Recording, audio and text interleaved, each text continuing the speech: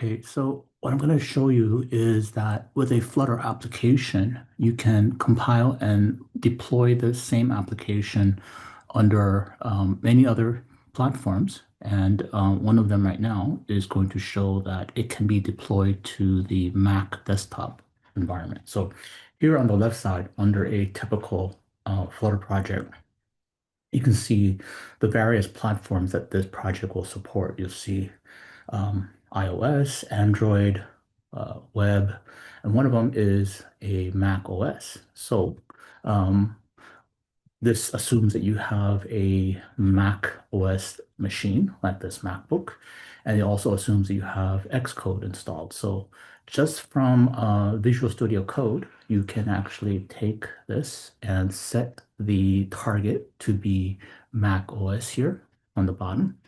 And then once you have that set, you can say run, start debugging or run without debugging. I'm going to do without debugging to make it faster.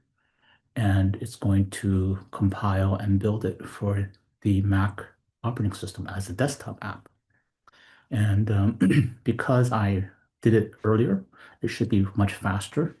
And here you can see the app running as a desktop app. As you can see that it's got the it behaves just like a Mac desktop app. You can see the menu, and you can see it behaving just like a regular desktop application.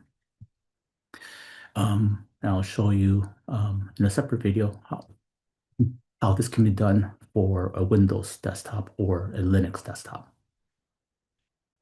As I was showing that you can launch it directly from VS Code, you can actually run it from Xcode directly as well. So you would open up, you go to the project browser in Xcode, and you see the project here. So under the under the Flutter project, you see the Mac OS directory. You open up that, open up the XC workspace file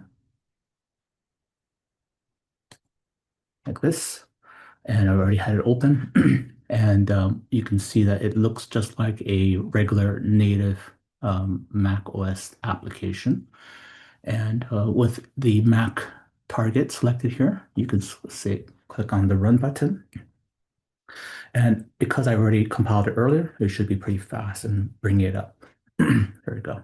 So two different ways to launch and run the Mac desktop app.